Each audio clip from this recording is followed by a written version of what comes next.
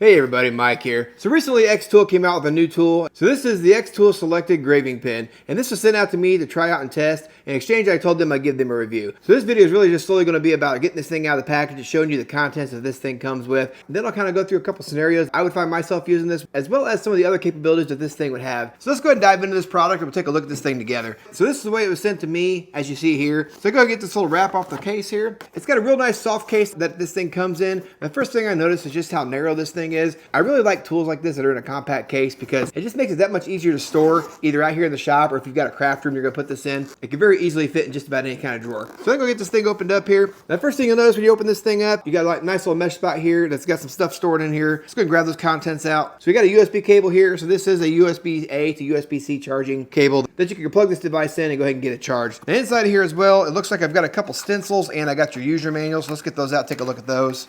First thing here, here's your manual. You've also got a couple stencils here. So you got your uppercase letters and your lowercase letters as well. Put those off to the side. Now the next thing you're going to notice here is all of your different accessories that you can run inside of your actual engraving pen. And there's everything from grinding stones to etching stones. You got drill bits, buffing wheels, drill bits, wire wheels, you name it. So we can kind of go through those. They advertise this as having 44 different ways that you can use this tool. Now on the back side here, when you flip your cover up, is where your tool is stored. Let's go and see if we can take a look at the tool real fast. So get this guy out of the little case here. Nice circular design, fits really nice in the hand. And then down here at the end, it tapers as well. You really can hold this kind of like a pen. I'm not really artsy when it comes to drawing things freehand. So a lot of times when I'm using something like this, I'm using it on wood if I need to do some kind of like light sanding on the wood, especially if I've used one of my CNC machines. Or if we're doing another project, a lot of times we'll take crosses like this. And if I've got somewhere where there's a hoop on here once before, I break that hoop off and I can kind of sand my edges around here smooth and kind of get rid of my burrs before my wife takes it, puts it on whatever it is she's making at that time and turns it into a finished product. So look at those here in just a second here. I figured I'd do a couple of test runs real quick on camera just to show you how this thing runs and what it sounds like. As far as the tool itself, you got your lock here for your spindle and then your collet up here. So once that thing locks in place, so I imagine there's a wrench in the kit here. I'll dig that out here in just a second. Then you got some spots here with some holes. That's just going to be for heat dissipation. There's 3 different places on here that it can dissipate the heat. This is an aluminum alloy body, so it should do a pretty good job of staying cool. I'll test that out as well. You got your power button down here at the bottom. You hit that dude. Looks like you got to hold it. So you hit your power button once more. That takes you from speed 1, 2, 3, 4, and 5 all the way up to high speed. So that kind of gives you an idea what it sounds like when it's running. And hold it again. That shuts it off. All right, so let's go get in here and see what else we have that comes in this kit real quick. Tell you what, we'll just leave that out here to the side. All right, so inside this other kit, we can just grab all this at once. This little dude here is going to have some little buffing wheels. And I've tried this a few times. I've never had any really luck, but I also don't really know what I'm doing. But I imagine if you do any kind of jewelry work or polishing on like silver or things of that nature, is where those are going to come in handy. That's just not something that me and my wife typically get into. And then this one here, got some replacement sanding disc here.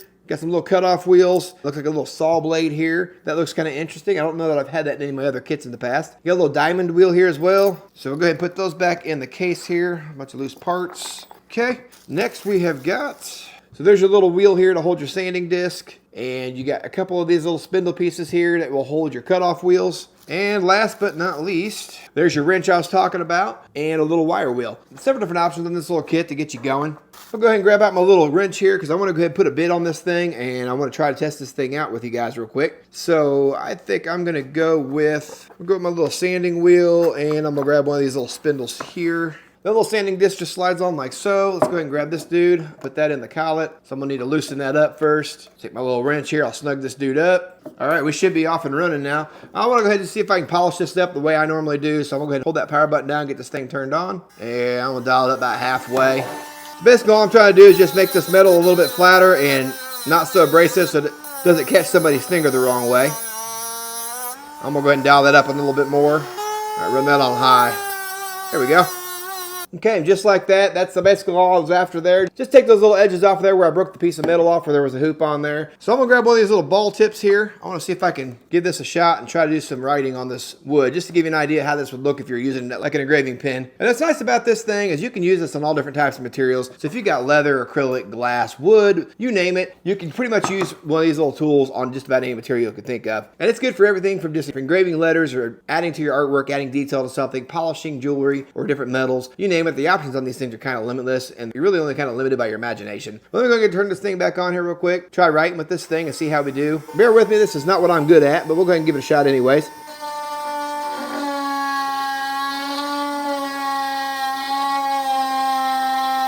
And I've got this on the medium speed. I'm not sure if it's better to have it on high or not. Let's give that a shot. And I'm just going to try to basically write my name in cursive.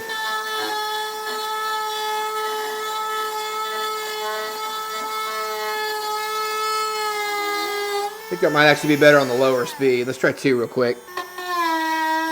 I'm definitely not an expert. I just went ahead and tried to write my name on there to see how that would work out. So, I don't know. That's kind of neat. Being able to engrave wood or something like that, or bring the kids out here, do a little crafting project with them. That's kind of a cool deal. I'll put this thing through its paces in the coming weeks and see if I can form a better opinion. But overall, I think this is a pretty cool tool. It's definitely got a lot of capability to it. Some of the other features that I like about this is the fact that it can run continuously for about an hour on one charge. It's got an 1100 milliamp hour battery in it. So that's going to get you down the road pretty decent. And you got the 5 different speeds you can run this thing at. So if you're running it in a slower speed versus a higher speed, you should get a little bit more battery life out of it. Hopefully this was somewhat helpful for you in making a decision as to whether this tool might be right for you or not. I appreciate you guys taking the time to watch, and we will catch you guys on the next one.